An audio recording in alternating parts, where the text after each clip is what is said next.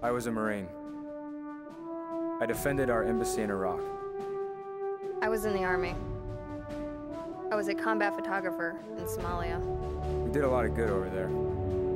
I saw a fellow soldier save the life of a child. That's why I'm still serving. And that's why I'm still serving. These are the stories of true American heroes, of men and women who served in the U.S. Armed Forces, veterans now, still serving their fellow Americans.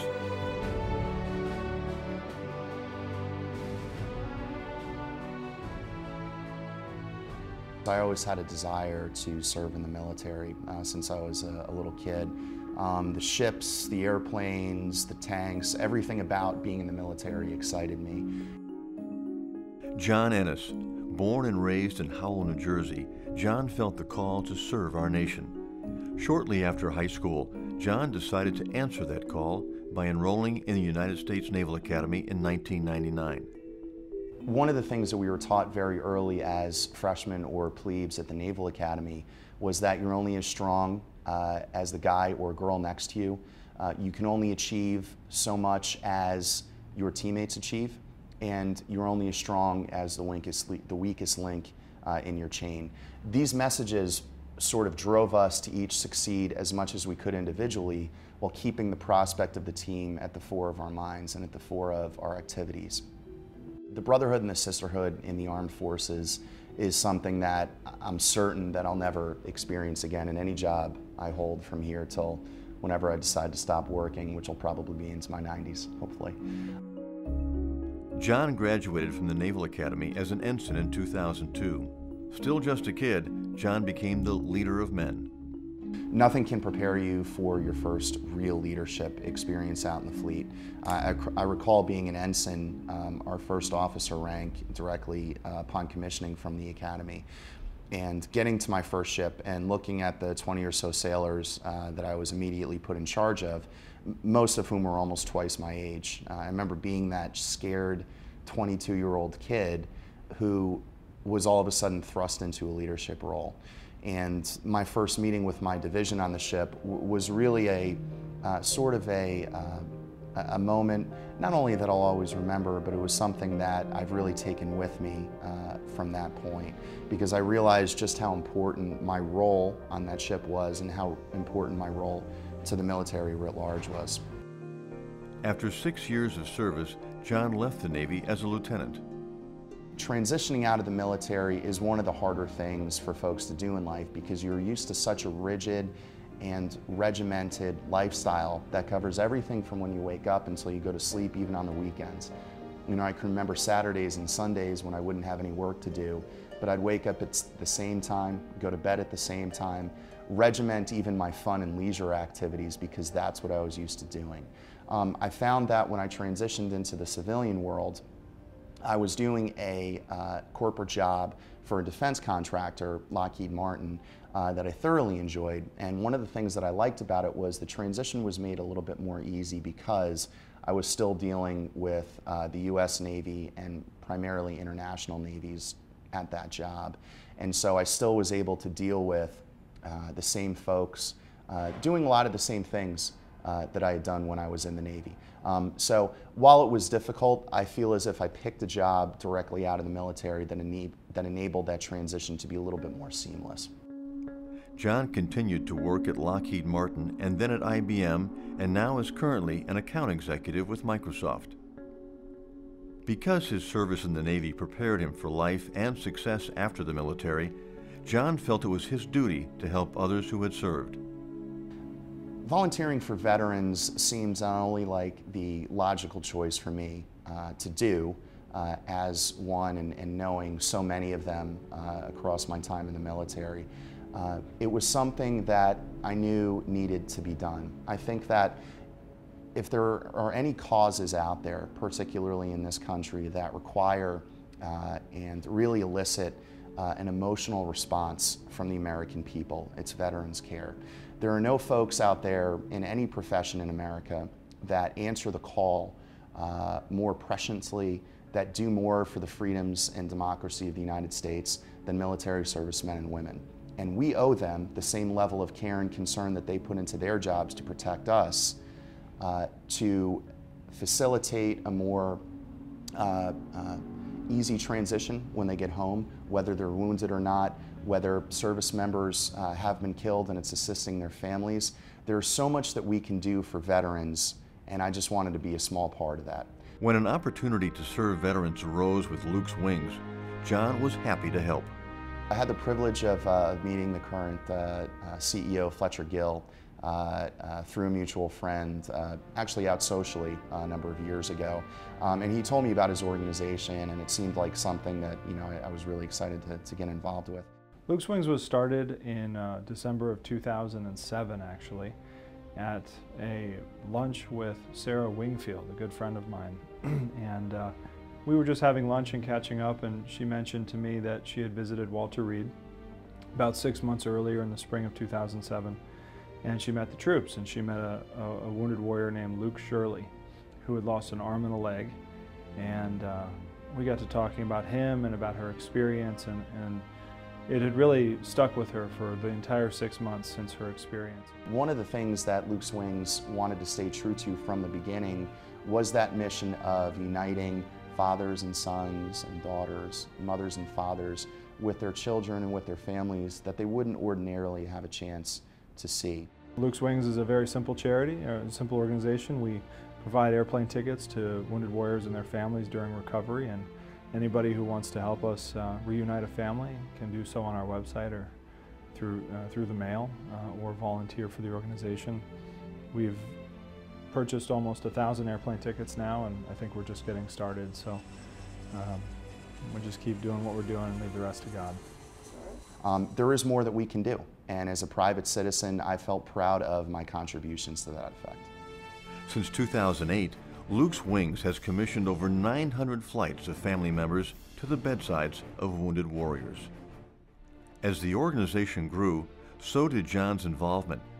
He is now on the board of directors helping Luke's Wings continue to grow and serve our nation's heroes. Most of my involvement from the beginning was principally through that written correspondence back and forth. Some of our press releases I was intimately involved in. A lot of our media outreach was something that I was fortunate enough to get involved with. When we built Luke's Wings into something much more significant, I guess, right around 2011, he was one of the first people I thought of for our board of directors. And for me it was very rewarding because I knew that I was writing something that potentially may touch someone's heart. It was enabling folks to get to see their loved ones that were hurt in faraway lands. And there was no more important correspondence that I could think of to do at that time, and I still can't. And it was very rewarding for me. I wish that I could put into words the emotions that I've witnessed, the things that folks have said as a result of our assistance. It's just very difficult for me to express that. While it's easy for me to internalize, while I have seen and heard the things that folks have said, while I've felt the emotions that they have felt, I can't think when I eventually get to be a parent what it would mean to me if folks were kind enough to reunite me with my family, particularly if it was a son or daughter of mine that was wounded in action. And I can't think of anything more important to these families than getting to see their loved ones. And to be just a small part of that is very humbling, and I'm very proud. Aside from his position with Luke's Wings, John is also an editor of the Los Angeles Times bestseller, In the Shadow of Greatness. A number of my Naval Academy classmates from the class of 2002 and I have recently published a book entitled In the Shadow of Greatness. And all of our author profits are going towards veterans organizations. On 9/11, I was in Bancroft Hall preparing for class, and the entire institution went into some level of unrest. I don't think any of us really understood the impact, much less what actually was happening or who was responsible for it. I passed someone on the way to class who said, "Did you hear that the Pentagon was hit?" And I said, "No, it wasn't the Pentagon, it was the World Trade Center." So at that point, he had his information, I had mine. It was almost like you could see the world piecing together what had happened. Here was an event that tied us together as a generation and gave us a cause. It hit home just because I knew someone very personally, and then I remember wanting to take action. I came here because I've wanted to serve, whether it was in peacetime or war, and we knew at that moment that things were going to go down somewhere in the world. 9/11 was a tipping point moment. It was a time where we stood straighter, focused harder, and realized that calculus wasn't as important as navigation, and English literature wasn't as important as weapons and systems engineering. And as we went on in our senior year, that really defined us, preparing for war. You started to see those bonds of loyalty that we had all been talking about really begin to be forged. You learn at this place that you're probably not going to make it through on your own or all by yourself. After 9/11, we saw that here was our opportunity.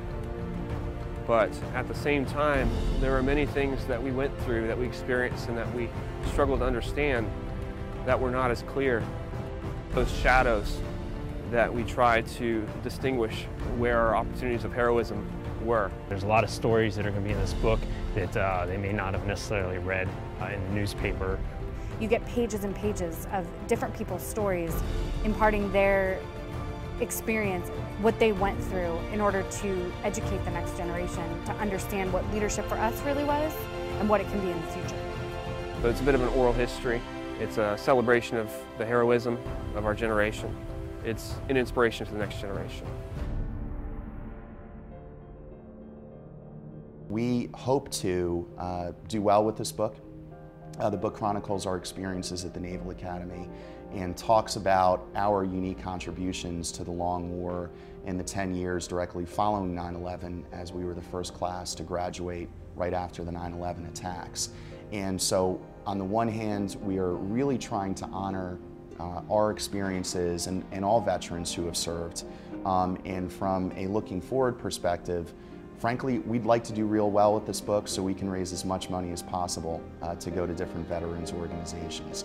And so we have actually set up our own 501c3 nonprofit along those lines to disperse those funds when they become available to help out as many vets as we can.